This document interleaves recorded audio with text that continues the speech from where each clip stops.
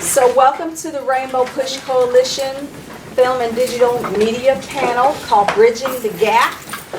And you're really, really honored to have a wonderful panel of professionals, industry professionals, to come and share with you and to provide support for you and to bridge the gap between the industry and you, because definitely you need a bridge, trust me.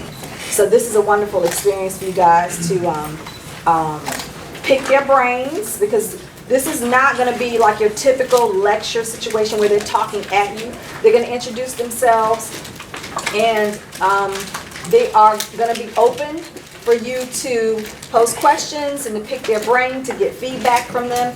So let's really, really take advantage of this opportunity, because you don't really get these. Once you're out of school, out of high school, out of college, you really don't get to come in contact with industry professionals unless you're lucky.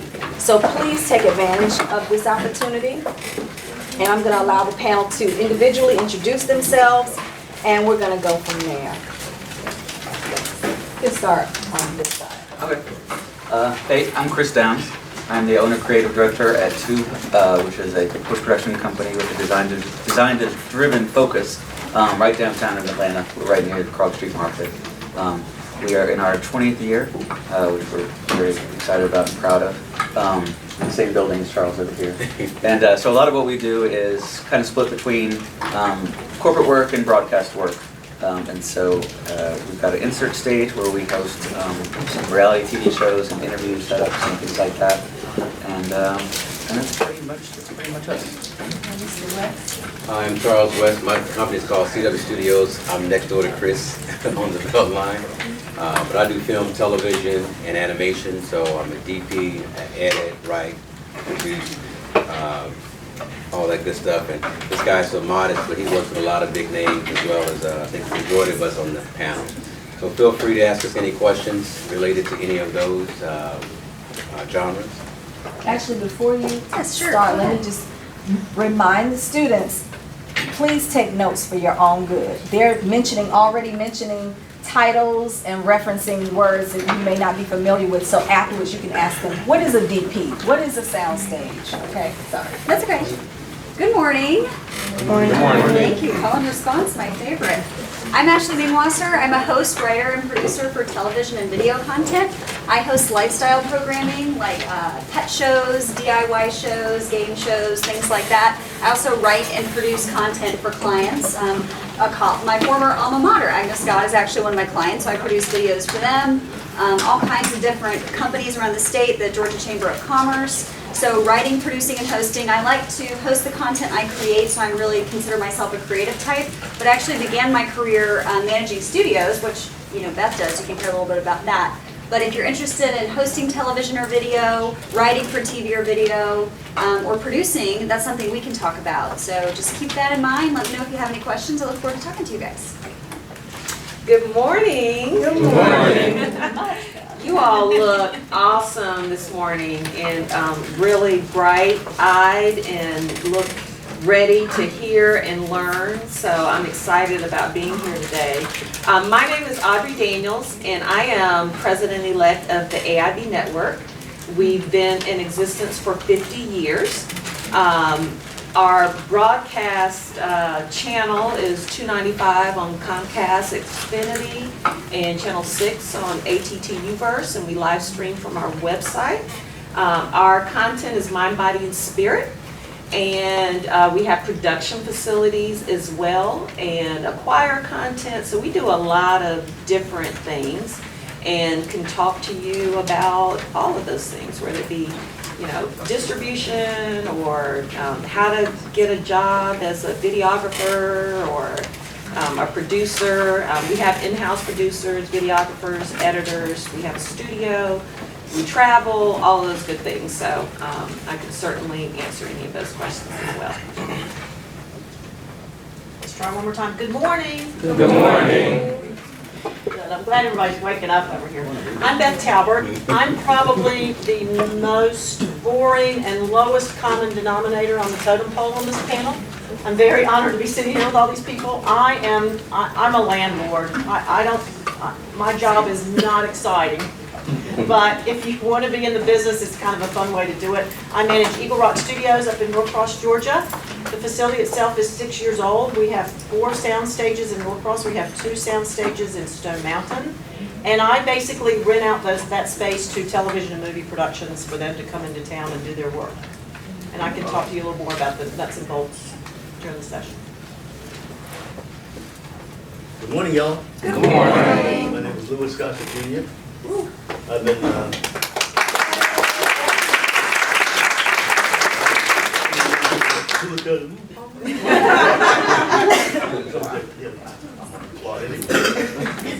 actually, I've been doing my profession since I was 17, so before college.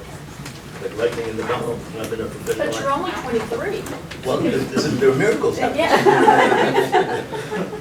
So I started over 60 years ago when I was in high school. When it was supposed to be impossible for somebody of my skin color to do what I did. Didn't have any designs to be an actor, but the society that I grew up with, and we'll talk about that during the course of the meeting, was a very diverse society, post-depression child. And the people in the post-depression cities, the big cities, were completely diverse. So there was no cell phones, but we had old women in the window. They kept us behaving ourselves. And I grew up with a composite of people, quite brilliant, from every culture you could think of. So if I came home late for dinner, I could smell my way around the world. So I didn't come from a black neighborhood. I came from a mixed neighborhood. And so we'll be talking about that because something tells me that this country should be more like it. But I'm here to answer questions, tell you about my life. There's no award that I have not won. But I'm very blessed. So I'm here for you. Talk. If you have questions, I'll answer them. Thank you. Okay, can you guys hear me? Yeah. Okay. Please speakers here? Okay. I can start some of the questions, kind of get the juices flowing here. And I want to start with Mr. West, Mr. Charles West of CW Studios. Mr. West, my question is, how have you been able to successfully build your career without a formal education in film and television? Prayer. Networking. You know, a lot of people want to know, how do you get in? You have to network. Try to network with people who are doing what you want to do. You know, internships. You know, how many of you guys are in college right now? High school? So be thinking about this now in high school. Don't wait till you get to college to start trying to be around people. If you have family members who are in the business, hang around those people, you know, those type of people. Your school, ask some of your teachers, your counselors. You're in Atlanta, so somebody knows somebody that knows somebody. I promise you that. So that would be my answer. Okay. Just network. Also, I'd like to ask you, because I talked to my students, I wasn't formally educated in film and television either before I started actually working. My undergraduate degree is not in film and TV. But I often tell my students there are things to take advantage of when you are receiving a formal education. So can you speak to what are some of those things that could be taken advantage of in this environment? You know, guys, I studied film and television when it was actually film. You know, the actual film. So I studied back in '86 and 1990 when I was in high school. 2 years of photography, 2 years of cinematography, and in between that I had a year of animation. So the seed was planted then, but back in the early '90s, you weren't going to find, there wasn't a lot of us of color in film like that, other than Spike Lee and I think John Singleton came right after that. But continuing education classes, but if you're in school and you're around it, you know, definitely take advantage of it. You have classes in film? Anybody here? Okay, cool. Any questions about that? The class, do you feel like you're getting enough or you could use more? It's always room for more. Yeah. Expand on it, tell me what you mean. So, especially since we all students, Since we all students, it's always room for improvement.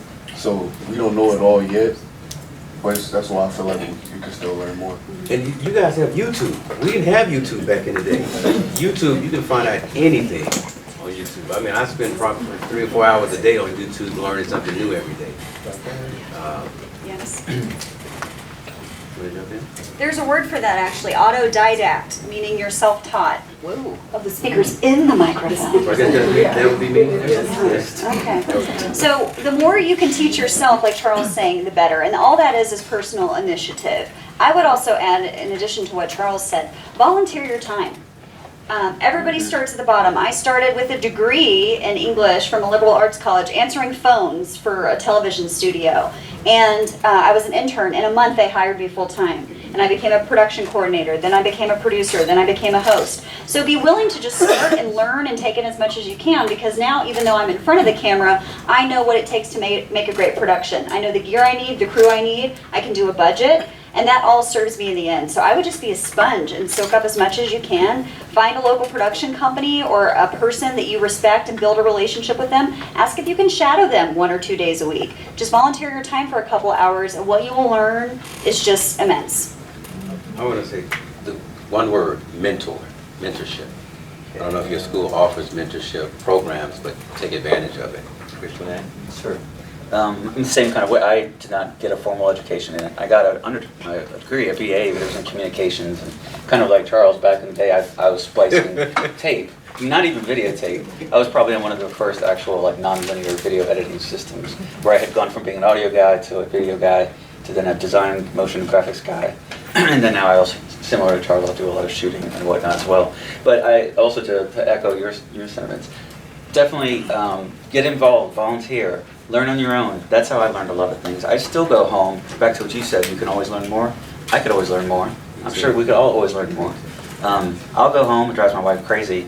She'll be like, where are you? I'm like, I don't know, I was just kind of messing around in After Effects for a little while, and all of a sudden I was gone for 3 hours. So it's like things like that, just really immerse yourself into something that you really find that you love in this industry. And learn as much as you can about it. And also to your point, find a mentor. We offer internships at our place. We probably had 40 interns over the years, probably about a fourth of which ended up working with us at some point, fashion. So that would be what I'd say about that stuff.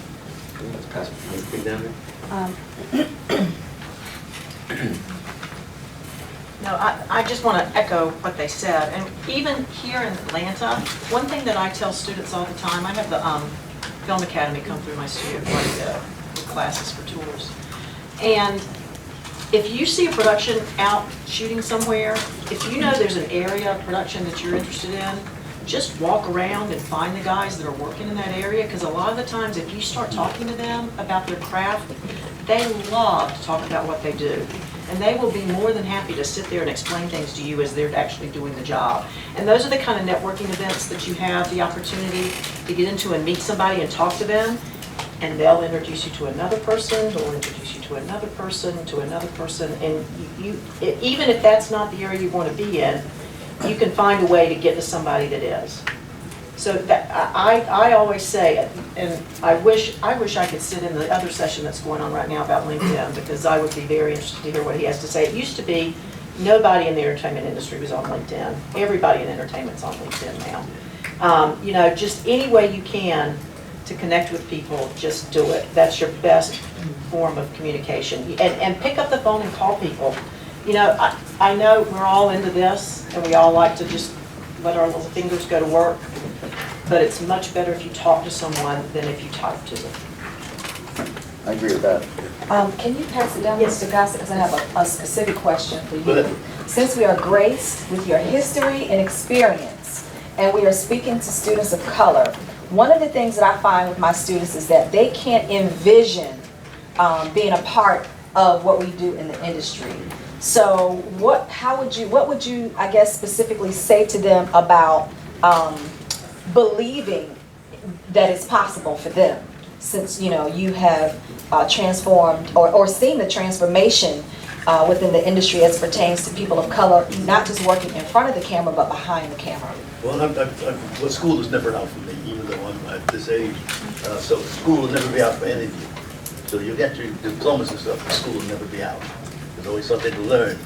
I'm bothered by the racism. I'm bothered by the differences between people.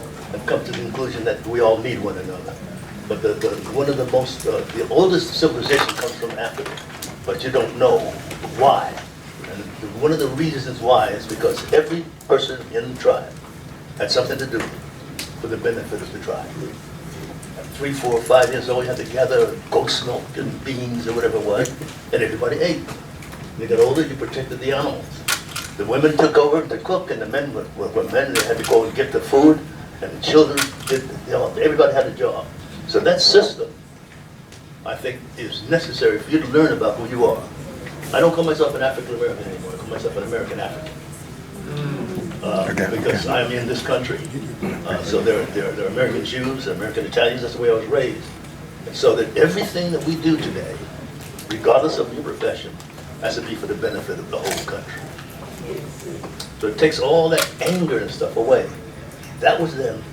This is now. So as you learn your craft and the art, and that's where you decide to go, whether you're in front of the camera or behind the camera, it's got to be for the benefit of the whole production. Same concept. So you have to negotiate with one another and pass messages on to one another. Learn from the elders. So I guess I'm now a mentor after over 60 years. So maybe I'll be here, maybe I'll be others. But my lifestyle is to give it away for you people coming up. For what it's worth, that's my natural thing. That's the tribal way. So there's no enemies. We are all together to pass on information for what it's worth, one to another, so you grow like a group of young people. So don't ever forget that what you're doing is for the benefit of the whole. Okay? Thank you.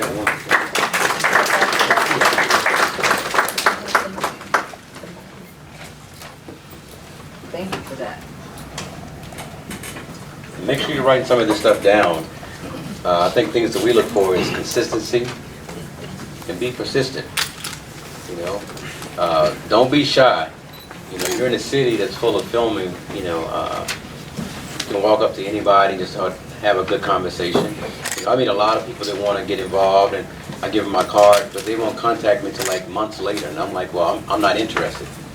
You know, I want somebody that's going to just jump on the opportunity. What about you? How you feel? I mean, the thing I always say, you know, bridging that gap from getting into the professional community from being a student, take interest in who you want to work with or for, and they'll take interest in you. Don't send out some, you may be concerned, don't send out some mass email to anybody, because I won't open it. Me either. So it's like, just do that, you know, but take an interest in them, and especially like when you contact them, say, hey, I really like this piece on your reel that you guys do, and I do something like that, and I think I could really fit in. You know, just kind of make it personal. It goes a long way, kind of back to the point of calling rather than just sending some random email out to everybody. Okay, thank you. Yeah, Audrey wants to. So the question was believing in yourself and having a bigger dream, right? And so in Mr. Gossett's time, you had to get to a film studio or a TV network and all those good things. But as many of us have been talking about now, there's these things called YouTube and Facebook and Snapchat and all of these distribution channels and opportunities. You don't have to wait in line to get a TV deal or a movie deal to start producing content. You used to have a lot of equipment to produce content. I just watched something, and it was certainly promoted by Apple, but this nature film that was shot with an iPhone. And it was beautiful, cinematic looking with an iPhone. And so when we talk about having a bigger dream, a lot of those things we get hung up in old models and old ways of thinking, but you all prove day after day after day that you don't have to have all of that, right? You can go out and create your own following and then show up at a network and say, look, this content that I produce has 2 million views. And so the negotiation of what you want to do as a bigger dream starts from a point and a leverage point of success, right? You're not negotiating in fear. You're not negotiating as lesser than, because you have generated your own audience. So So you don't necessarily have to be this big name, this household name, and all of those kinds of things. So when you talk about dreaming a bigger dream, don't let these old models get in your way. You have everything that you need right now to create content, be whoever you want to be in front of or behind a camera right now. And so, you know, the next piece that I would say is Oprah talks about how ownership is everything. And then Tyler Perry talks about how ownership is everything. And so focus on owning your content and leverage that. You sign the checks, you decide where you want to be, and you can do it. It is being done. May I add something? Absolutely. I am a freelancer. So what I do, I go out, I'm a hustler, basically. That's how that works. I started for Georgia Public Broadcasting. I worked there 7 years, and 3 years ago I said, I'm going to host, write, and produce for myself and whoever comes my way. And when you first get started, this applies to you all too, the universe, God, Allah, will meet you where your intention goes. So if you intend to do something, just put a little bit of energy into it and watch some opportunity present itself. You have to work for those opportunities at first. Eventually, as you really escalate and elevate in your career, those opportunities start coming to you. And then suddenly you're having to turn things down because you're so busy and your business is so fruitful that there's just a high demand for your time. So just remember that where your attention and energy goes, that the universe will meet you there. I think that was a lesson I didn't learn until a year ago when I was 31, and I wish I learned it sooner. The second thing is be aware of whatever self-limiting beliefs you have now. We all are overcomers. We all have impediments that we're working against all the time. How much you project that into your environment is how limited you're going to be. So whatever you think it is that's holding you back, I would go ahead and work that stuff out, work your shadow side out now, because that will start manifesting. I'm not worthy of this job. Guess what? You won't get it.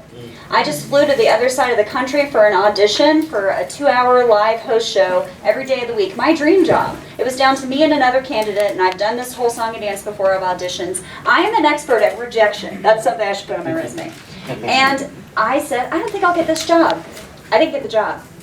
And so at the end of it, I wondered how much of my own self-limiting belief here, maybe it wasn't the right job for me, but I'll never know because I didn't have the right attitude. Even though I worked hard at it, my passion wasn't invested in it. So I would just really become aware of how you're limiting yourself and get past that early while you're still young.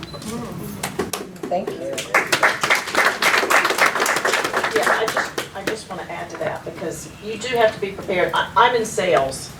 And when you go into sales, everybody will tell you for every 10 no's you get, you're going to get 1 yes. And it's kind of the same thing even with looking for any kind of job. You're going to get a lot of no's. You're going to get more no's than yeses, unfortunately. But the yes is going to be a big yes. And that's what you've got to be strong. You got to have a strong backbone. You got to have a good sense of self. You just got to realize I got to keep persevering and I got to keep pushing forward. And I think that's really important. I think Mr. Gossett has something to add. I'm part of the side for you want to be in the business of show business or movies and stuff.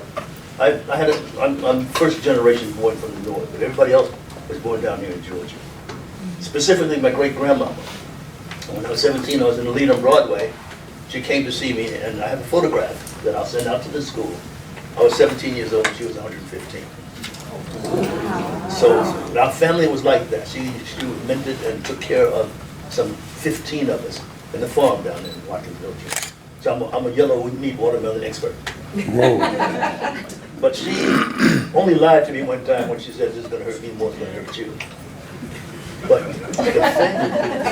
the thing that she pressed into me, and when I listened to her, everything was good, and when I didn't, everything was bad. Because first of all, we have to believe in some people believe in God, some people believe in Allah. We have to believe in something stronger than us that will never fail us. And it's got to be a given. Tell it. So the given is God is in charge and you never will be. Now there's certain rules about that for my great-grandmother. What you have to do is make yourself receptive, healthily receptive of the divine message. And the divine message is spiritual, emotional, and physical. You get those three things put together on a daily basis and make yourself reachable by that strength, the high power. The things that confuse you will come clear. It's like mathematics. It's like when, I know you've had those lessons where they take the metal shavings on one side and the magnet on the other. That's the same thing as a program of adjustment, which you would be if you have a conscious contact with your higher power called God. And you get yourself receptive of that message. You will get a message on a daily basis. First message to your young folks, there's no such thing as impossible. So that goes out the window. So if you fail, you go for a 10 and you get a 5. Don't be disappointed because there's 5 more than you had when you started. Now go for another 10. So you have an impetus of getting inspiration spiritually, physically, and emotionally from a force that's stronger than all of us. There's also a negative force that's stronger than you. So you have to make the decision to go to the good force that's more beneficial. So whatever you do, you give it away to keep it. That being your foundation, it doesn't matter what subject you're after, because you have a foundation that it's in your DNA. So there is no such thing as impossible. Talk about sports. I remember when you couldn't run a mile. Now you run a mile in half the time when you couldn't do it. I remember I come from a place where nobody could dunk a basketball. What happened? Something happened with the conscious contact with you. You clear up all the garbage. So you have a direct contact with a force stronger than you. And the next thing you know, everybody's dunking. That's a mankind. So now if you want to get, if you're worried about your race and being at a loss, don't even think about that, because that was then, this is now. So the impetus that we need to know is that we're not black, we're not white, we're not Chinese, we are mankind.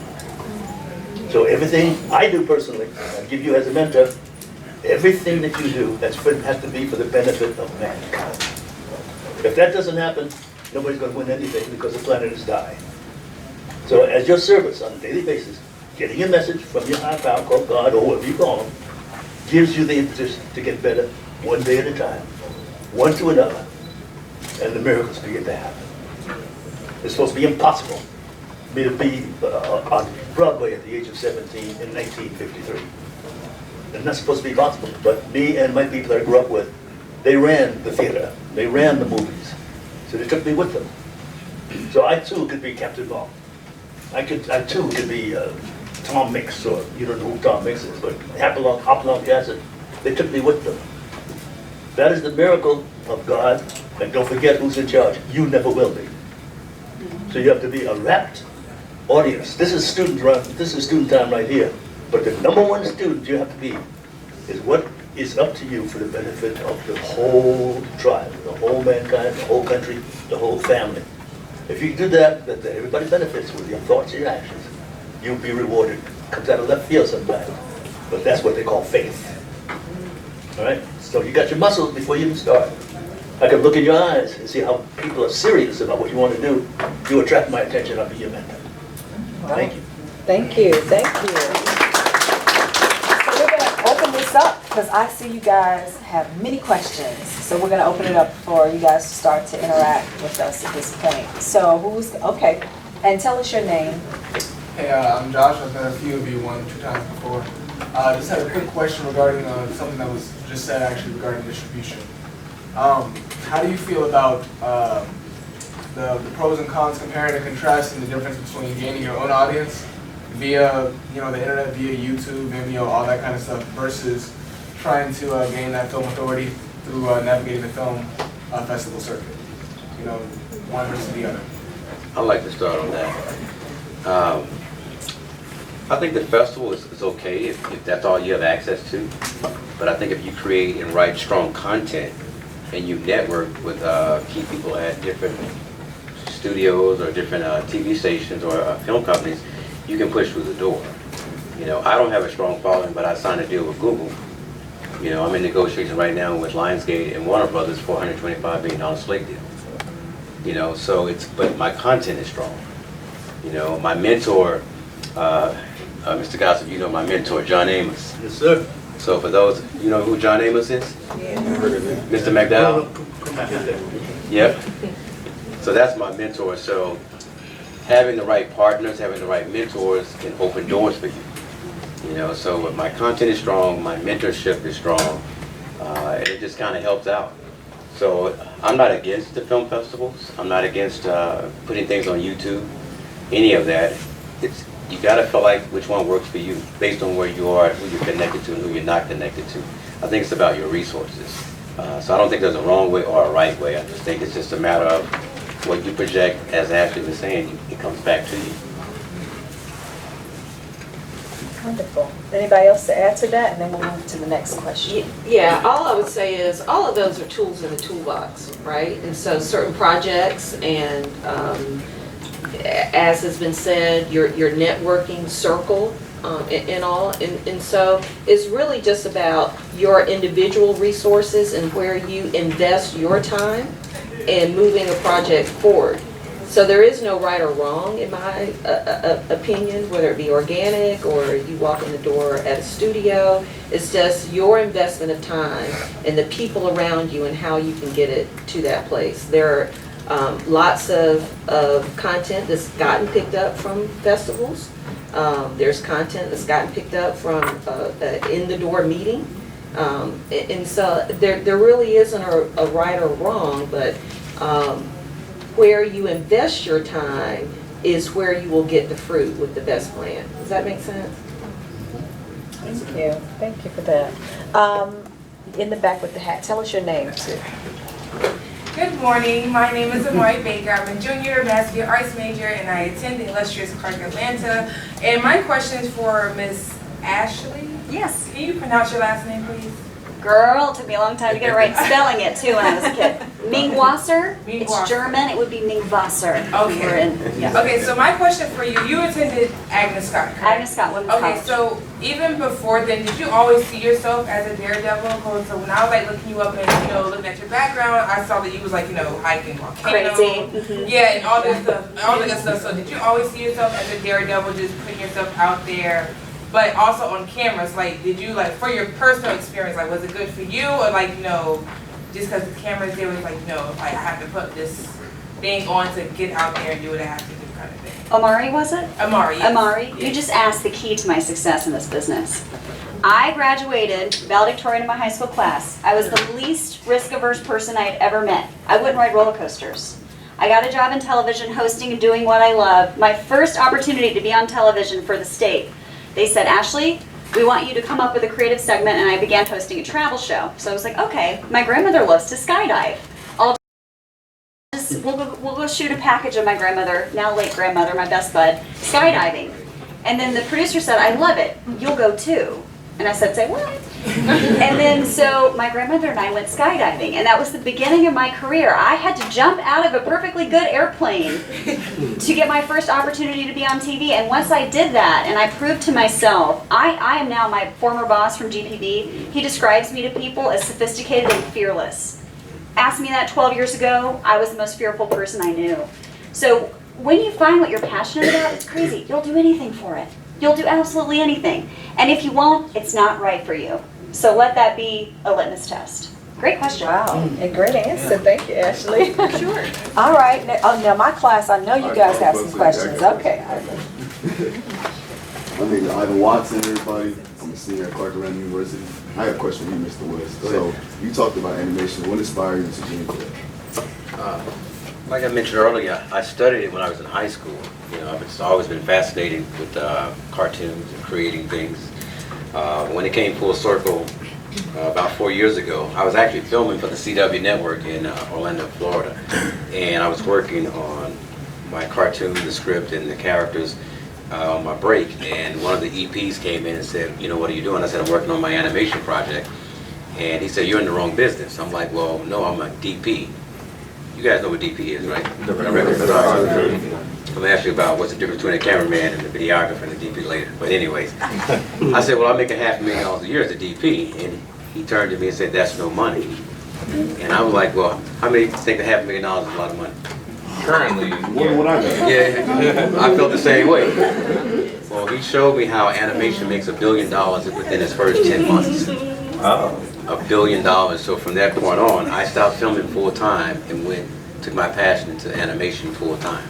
And everybody thought I was crazy, but 2 years later, I signed a deal with Google. And now I'm in a better position than I was when I was actually filming.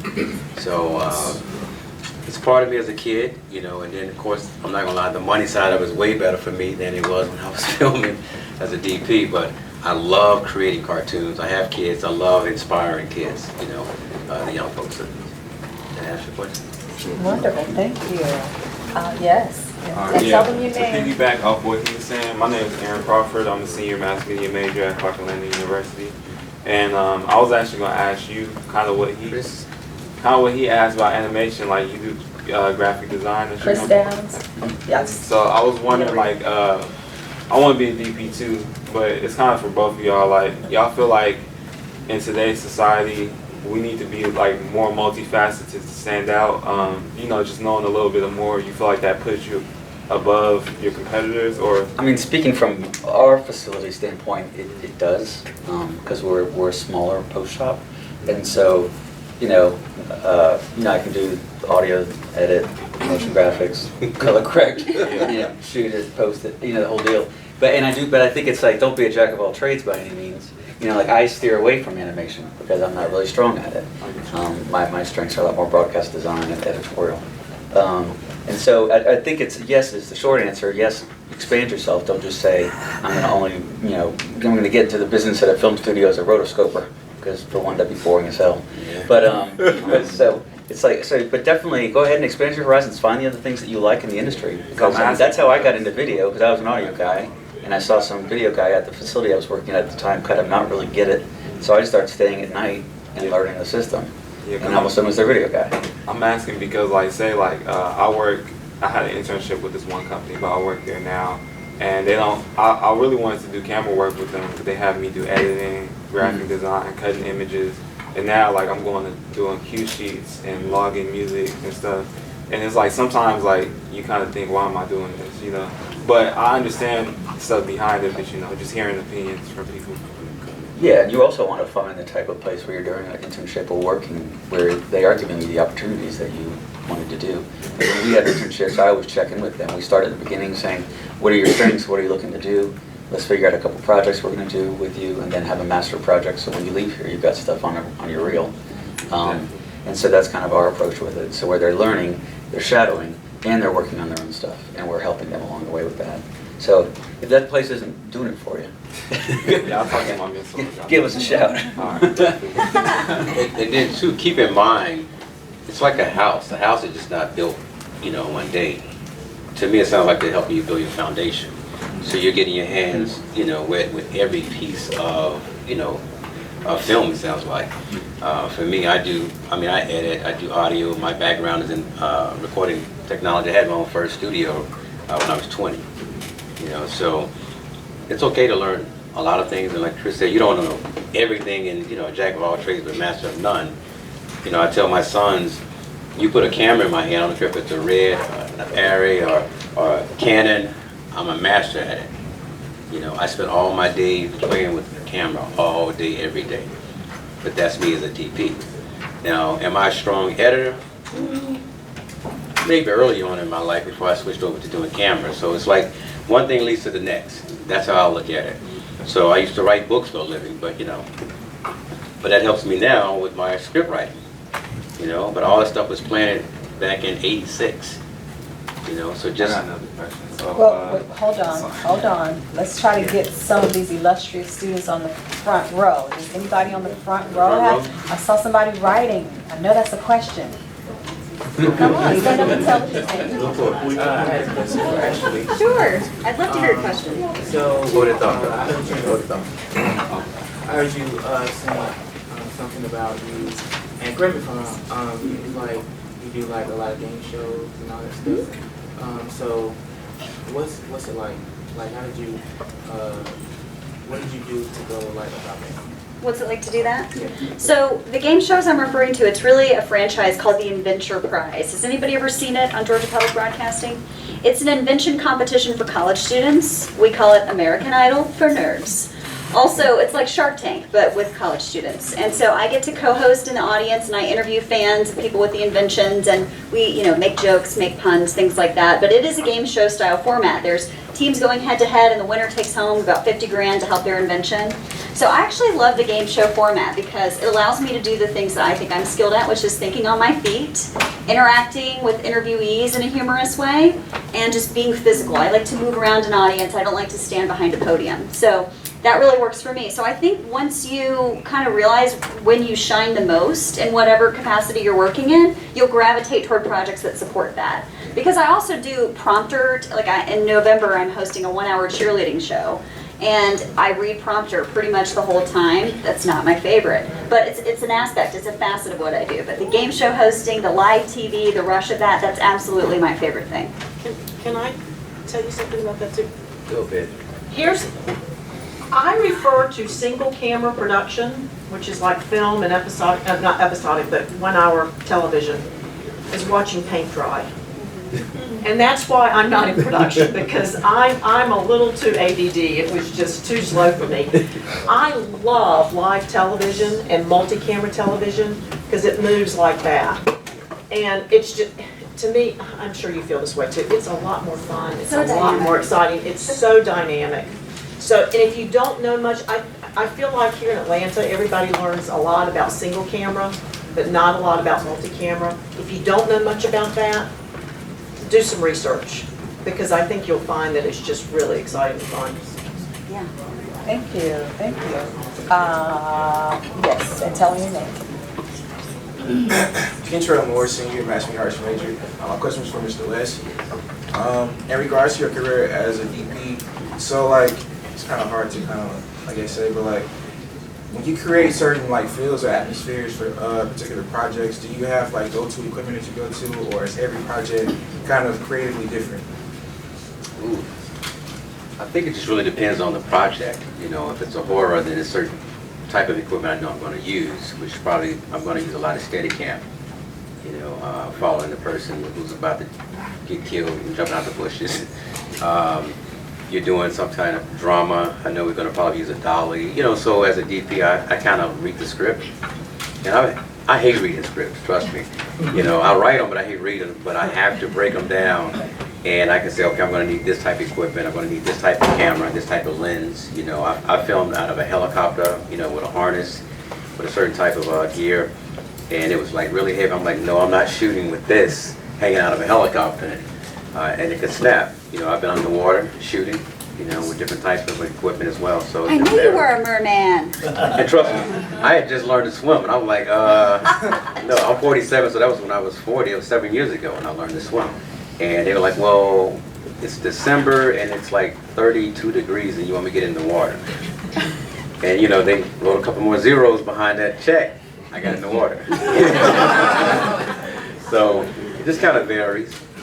And hopefully I answered your question. Now, Mr. Gossett has something to add. Thank you, Mr. West. I had the good fortune at New York University. I grew up with Diane Carroll, the late Diane Carroll, at New York University, and one of the professors there was Martin Scorsese. So he didn't take advantage that I wanted to be a television director, I wanted to be an editor, I wanted to do animation.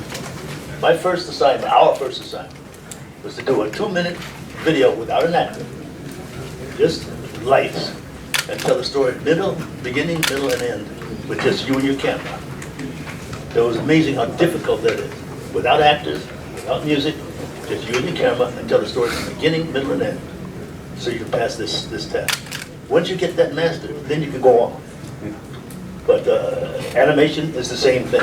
If you can tell a story without all that stuff, and before the actor even gets there, or the music, then you've got the basis, you have something to back down on. But I believe in the way you taught we freshmen, is to do stuff without the actors and without the sound and the music. To master that camera and what the camera can do, because we're servicing the audience. Then you step on to maybe one actor, tell the same story. Then you go to 2 actors, then maybe you got a little bit of lights, and then you got a little music. So by the time you get there, you become an artist to tell the story. If you start with animation in a movie, you may not know what to do with the actors, the angles, and what they do, what the audience can do. So start from the basics, and don't get bored. Just investigate. You become a master before you know it. Thank you. Next, I saw some other hands. Sasha. Hello, my name is Sasha Saunders, a senior here at CAU from San Francisco, California. In order to get different perspectives, my question sort of for everyone, what advice would you give a student who is truly interested in multiple fields in the industry, and how do you manage putting focus towards both? I'm glad to hear you say that, because I feel like I walk into so many of these panels and everybody in the room wants to be as a writer, or a producer, or an actor. Yeah. And this is the thing that I talk about, and every time I talk to kids, is there are so many jobs in the entertainment industry that you don't even know about. I mean, I was amazed. My first job was at 20th Century Fox. And when I walked onto that lot and I saw all the different departments, it just blew me away. I mean, you can be, if you're an accountant, you can be a CPA in entertainment. If you're a lawyer, you can be a lawyer in entertainment. If you like music, you can sit in the music department. You know what you do all day? You listen to music. I mean, how cool is that? You get paid to listen to music. I just think there's so many opportunities that you just have to branch out. Like if there's something that you like, there's got to be a way to do it in entertainment. And what was the second part of your question? How do you manage putting focus towards both, or whatever you're interested in? You know, again, I started out, this is a second career for me. I never intended to be in entertainment. I was born and raised in North Carolina. My husband's job took us to Los Angeles, and I thought, I'm going to try to do something here that I couldn't do anyplace else. And I was in my early 30s, and I said, okay, I'm going to go work in television. I'm going to go work in movies. And I was fortunate enough to, again, networking. I knew somebody that worked at 20th Century Fox. She said, I know of this job, come apply for it, and I did, and I got it.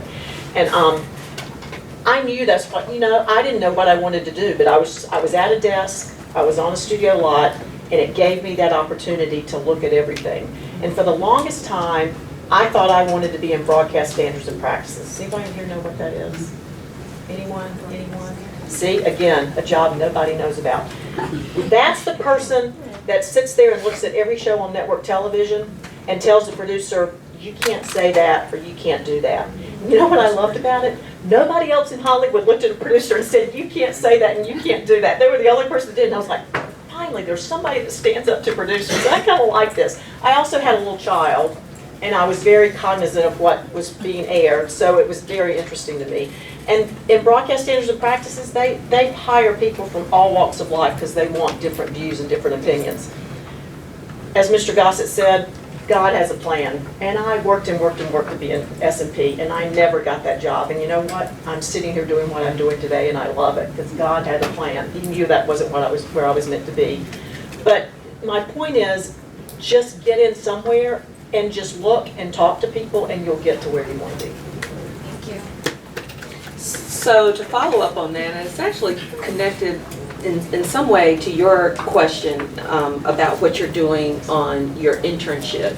And there's certainly a creative side of industry, and then there's the true business side of the industry, which is what Beth was also speaking to.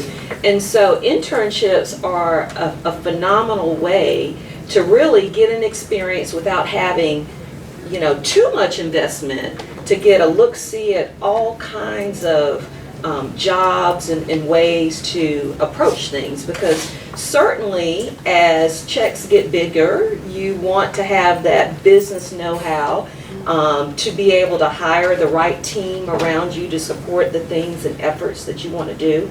But that creative brain, you also want to balance that somewhat with a business brain. So go out there and you will find what you are passionate about when you try enough things, and there are lots of ways to do that, particularly through internships, particularly through shadowing.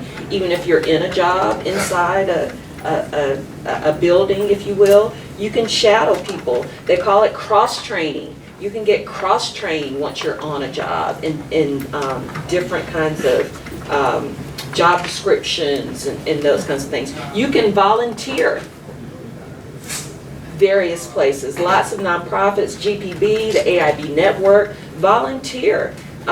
They would be happy to have your services. At school, I believe they would be very happy to have free services, or here are the gifts and things that I have, and here, pitch it. here are the ways that I can accelerate whatever your mission and objectives are. And so that gets that business brain working too, to find collaborative ways to advance what you want, but also help another organization or another person and what they want. If this person is a fantastic editor, you put it with a fantastic videographer or a DP or a cameraman. Can't wait to hear that one.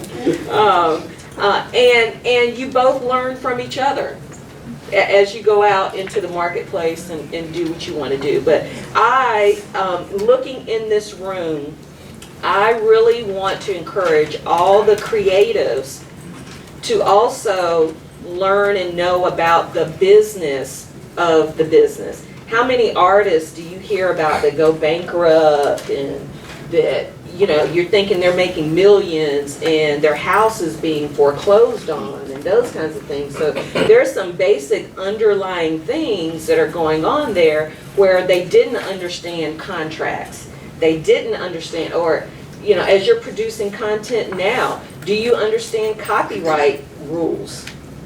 All right, you're embedding this music that is someone else's property into your content, and it's illegal. So there are lots of ways that the business piece of entertainment impacts your creative piece of entertainment, and you want to be well versed in all of it. Did I answer that question? Yes, you did. Thank you. And I know you want a different perspective, so I'm Yes, gonna. I really appreciate it. Sure, let's have somebody from the back. Yes, with the nice purple highlights. And tell us your name. Hi, my name's Kira Ware. I'm a junior from California University from Los Angeles, California. I want to be an editor, and I've kind of been teaching myself how to edit since I was like 11. So, but I know I'm not at that level that I need to be to actually go into like a professional setting to like get in there and just wow them. So when you guys hire people, do you guys look more towards passion or more towards experience and how much they can actually do? For me, that was easy. It's passion. You know, we could always teach somebody, you know, a little bit more about how to edit. It's not obviously that we've gone a foundation and to see some samples of work. It may not be that you're going to be more of an assistant editor kind of thing, but it is passion for us. It's like that's always the thing that I'm drawn to the most. Somebody who is willing to learn it at the shop, learn it at home, just immerse themselves in it. For me, that's that. Real quick, back to her other question. Sure. The like our interns, it's funny how when they leave and we kind of do that the outgoing form. Most of them say that the thing that they learned the most was about the business. It was about they're like, I've never known how you interact with clients, you know, or how that whole thing works. And so things like that are the benefit towards internships or volunteering or whatever it is you get different experiences that you even thought you would get. I would agree too. I look for passion, but I also look for a creative eye. You know, and two, what software are you using? I've been editing on my phone. It's okay. It works. It's an app called KeyCut. I've gotten like really good in that. I haven't moved to the computer yet. I'm not very comfortable with that. I know I need to get there, but eventually. Is anybody here edit? What are you using? Premiere. Final Cut? Premiere. Okay, that's good. So what I would say to you is learn as many of those formats as possible, because some television stations are using Avid. You know, you go to LA and maybe using all Avid. So, you know, then Atlanta, you probably have a mixture of Adobe, Final Cut. You know, I started on Adobe. I'm probably a Final Cut guy. Chris, what are you? Premiere Pro now. Yeah, I was Avid, then Final Cut now. Yeah. So I switched, you know, for different reasons. I just love the color grade, because I also color grade. Anybody here color grade? Not color correct, color grade. It's a difference. You elaborate these results for that. Yeah, it's a difference. So color grading is when you shoot raw, and then you put the color back into it, you grade it, and use the LUTs and all those things. So I don't know if these are terms that you use, but you should be writing this down if you're thinking about going into editing, even if you're a DP. And I'm gonna touch on that. The difference. What's the difference between a DP and a cameraman? Now, my class, you know that question. or a cinematographer. What's the difference between those three? Ooh, gotcha. Well, I guess I could say the difference between DP and cameraman. I know, like at the very basics, the DP has all the knowledge, rather, of the films and the cameras and everything like that. But the cameraman is really the person that's just operating the camera. But the DP is the one that actually creates the camera. Okay, good. So what's the difference between a DP and a cinematographer? That's a great question.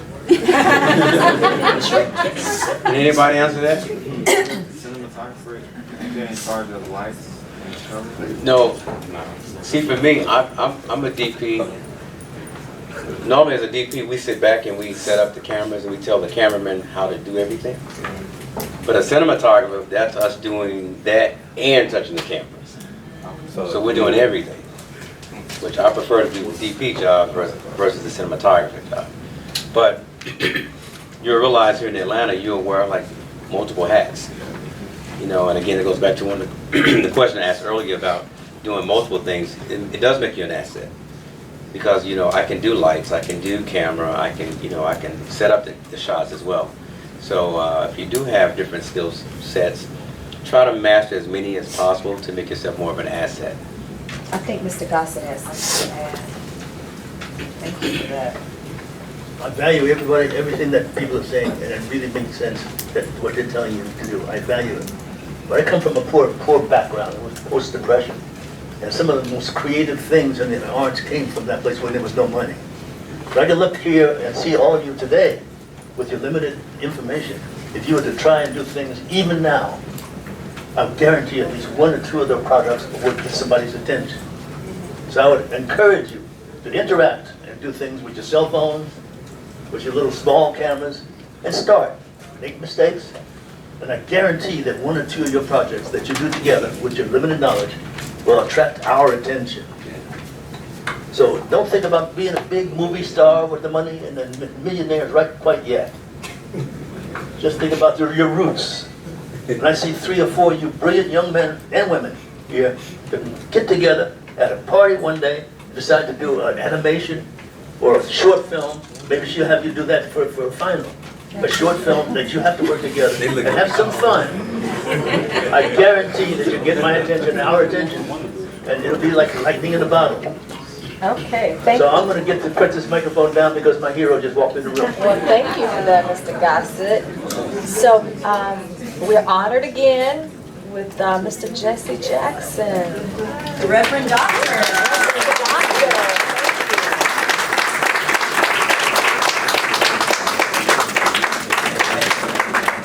Okay, let's do this.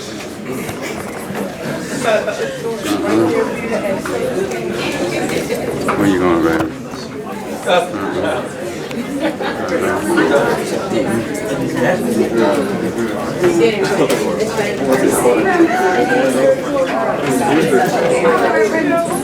Yeah, come on with it.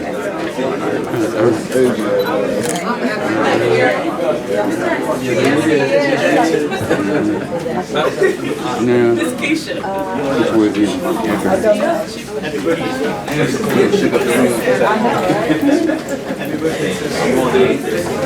You want to? Ladies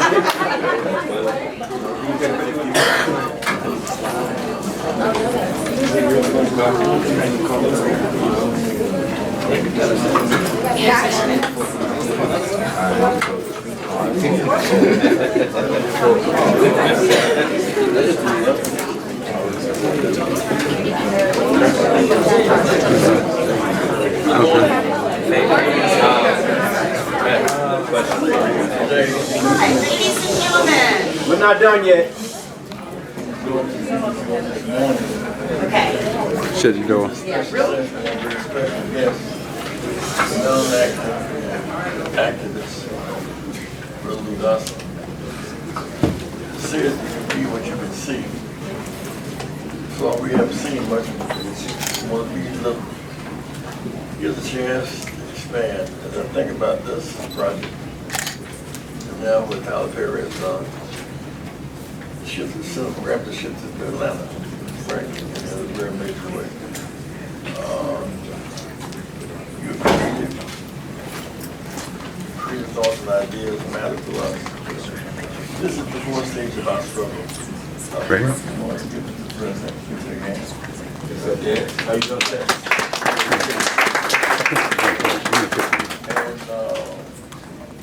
And the first stage of our struggle was She was your favorite this morning. the end of slavery for the first 50 years. The second stage is the end of legal Jim Crow, which is more violent than slavery because 5,000 black police and sent law as refugees. And grandparents said we got public accommodation the right not be humiliated in public. When Dr. Haynes gave the speech, the reason why the dream speech takes no meaning to those who were there. At that time, from Texas to Florida to Maryland, we couldn't use a single public toilet. Men and women had to get out to the carpet and hide cans and trees to relieve their bodies. The answer was not to look. We couldn't buy ice cream at Howard Johnson. We couldn't rent a room at Holiday Inn. Humiliation. I said the other day I was having breakfast out in L.A. And we were sitting down and the table next to us. The wife just sat down and said, suppose if Can you bring it up? you get up and you can't sit here. That one was you would move but go to jail. The idea. We live under humiliation and somehow here we are today. Producing, thinking, creating, and making the whole world go round. I want to thank you for listening and being attentive. You never know what seeds will sprout in somebody's mind. That's why I'm talking to all of you is important. I remember one time I used to go to jail 3 or 4 times a year. To meet inmates. Matter of fact, my birthday was the day before yesterday. I went to Cook County Jail to have lunch with inmates for my birthday present to myself. And the Cook County Jail has 6,000 inmates. 3,000 island anger bracelets. All of those who are in jail are eligible to register and vote. You'll ever get in prison, convicted, but 6,000. Some have been in jail 7 years waiting for trial. 5 years waiting for trial. They go to court and they've been more time in jail waiting for trial than the sentences. So I want to spend my time with them to put some focus on their situation. And I need to address those creative minds. So one day while doing this work, speaking to a group, sometimes you talk to those in jail, they kind of slumber off. One young man who I did not know got the word. He left jail, he never finished high school, he got his GED. Went to Eastern Michigan University. Then went to law school. Finished law school, he couldn't practice, he had been a fellow. His name was Greg Mathis. He went from jail to judgeship. We had to fight diligently, real hard to get him the right to practice because he'd been a fellow. He got the word. He said, whenever, repeat, whenever the word falls, on our ears, let's hear, respond, and think, create. Nothing is impossible. Nothing is too hard for God. My mind can conceive it. My heart can believe it. I know and achieve it. Slave ship, the White House, in our lifetime. We'll make a contribution. Changing the whole world. Bless you guys.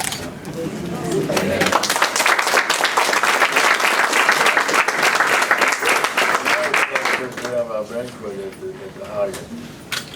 Those who can make it, you want to come, let us know. So we're trying to make provisions for you. I'll leave it to the president to get the money on the right track. Let's give it up again for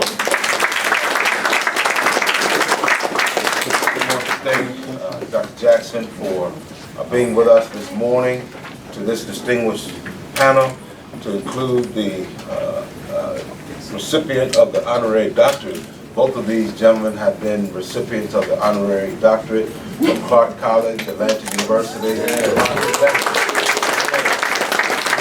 for coming with us and for sharing with our students today. You honor us. Now, have we sang happy birthday yet to Reverend Jackson? No. Don't you all think it appropriate? Yes. What's Happy birthday to you. Birthday to you. Happy birthday, Reverend Jackson. Happy birthday to you. Let me have some secrets. Happy birthday to you. Come on. Happy birthday to you. Happy birthday. Happy birthday to you. Happy birthday to you. Happy birthday. We're going to ask Mr. Lou Gossett now. He will bring greetings, and he has a message for Dr. Jackson right now. Won't you give it up for Lou Gossett?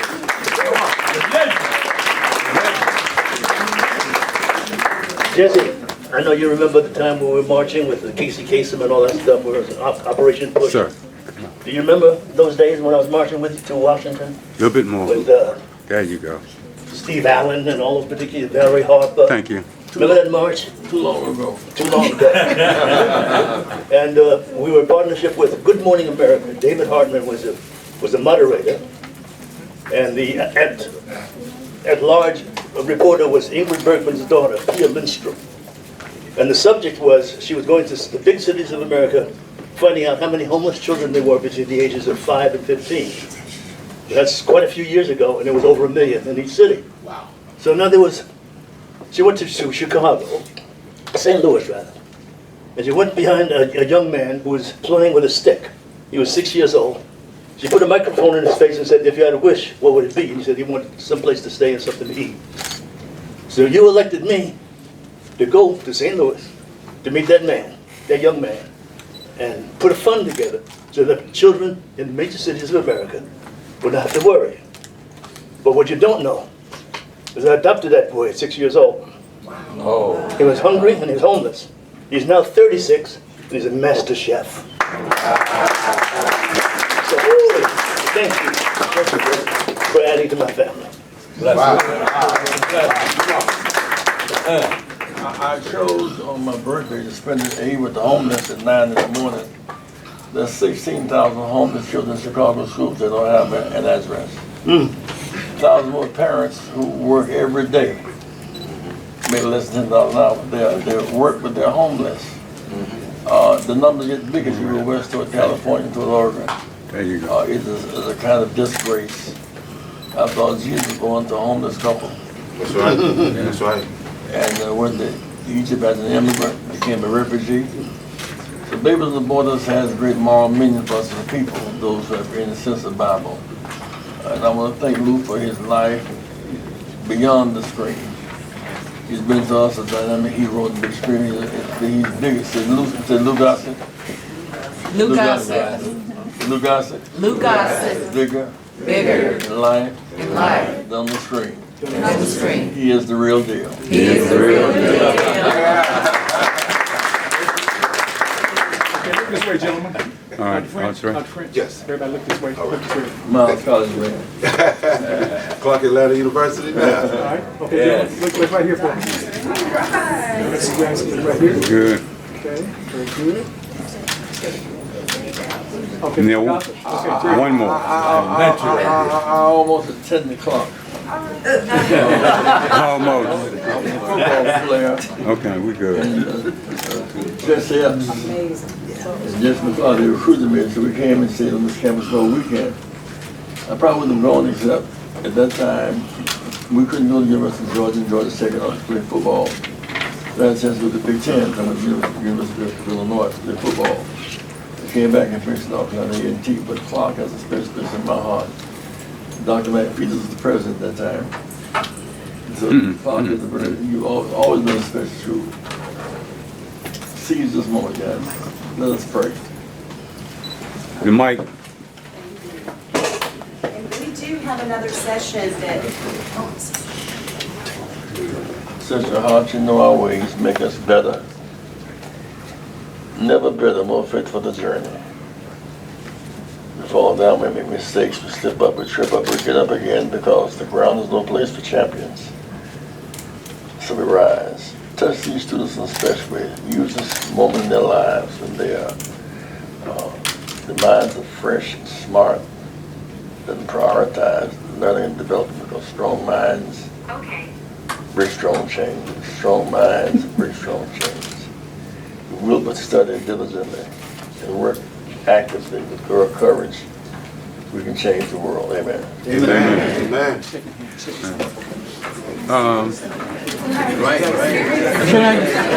The panel.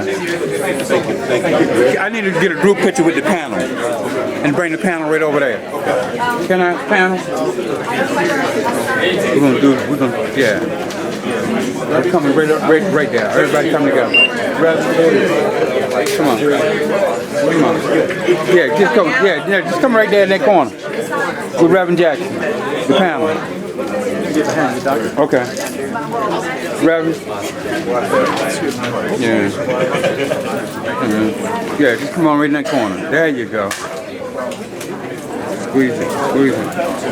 Mm-hmm. Come on around this side.